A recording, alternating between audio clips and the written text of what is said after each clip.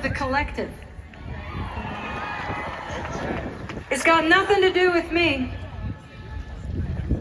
It's the togetherness in this silence right now. 10,000 people being silent is more powerful than any US government has ever been.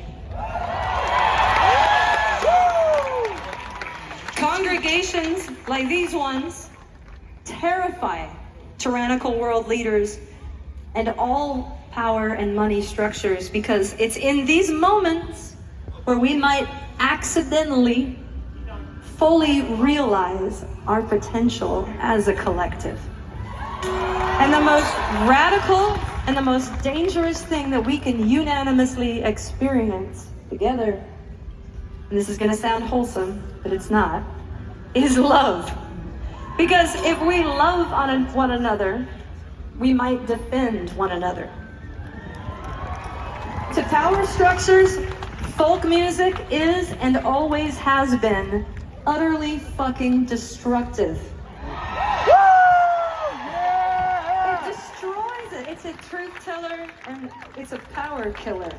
Folk music is a power killer.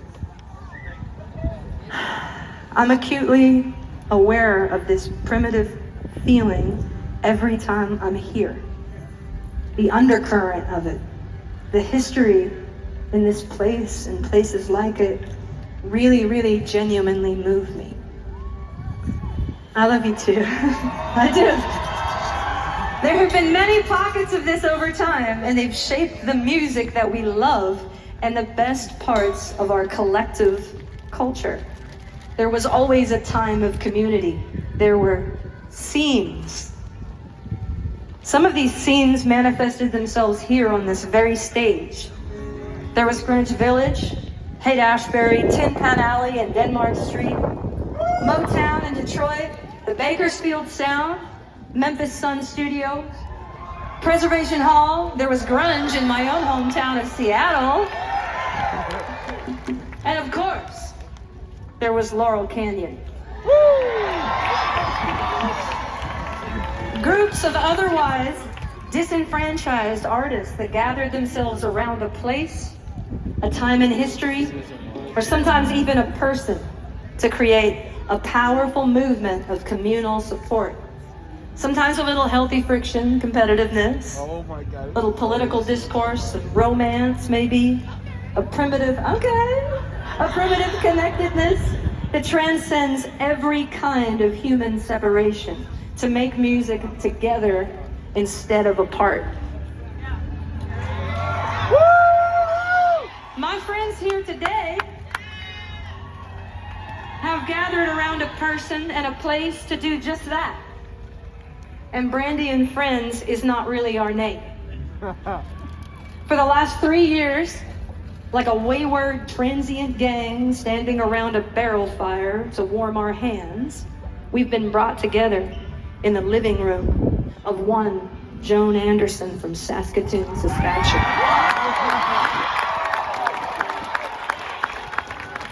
To be Joni's ambassador for this and a harbinger of her vision is without question the greatest honor of my career and maybe even my life. Whew. Let the history show that this particular scene, like the aforementioned scenes, has a name.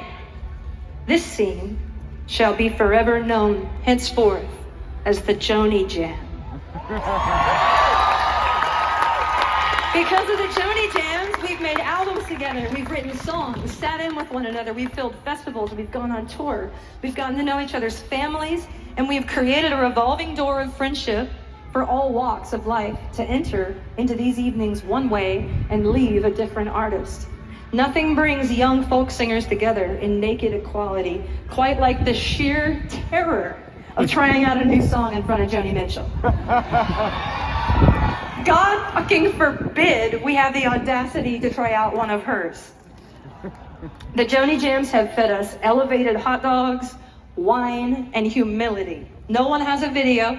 We forget that we even own phones. The jams are the evisceration of the artist ego in the modern world. Joni is our ultimate hero, but sometimes the fucking sky explodes, and even more of our heroes will step into a jam and lend us a song or a harmony. There's nothing more precious than encouraging words like these from your heroes, the moments of humility that I have witnessed in this place. In Joni's living room, Paul McCartney once told us that he believes there's no danger in the groundwork laid by he and his friends disappearing because of what he hears when he listens to young people play music. So many young people need to hear that. Elton John was so moved by the jams that he sang an incredibly emotional and stirring performance of your song, Straight to Joni, to thank her for bringing artists together in this forgotten way. One time Bonnie Raitt had to start that song about the midway over again, halfway through, because she wanted so badly to get it perfect for Joni. I'll never forget sitting there with my hands shaking, holding the lyrics up.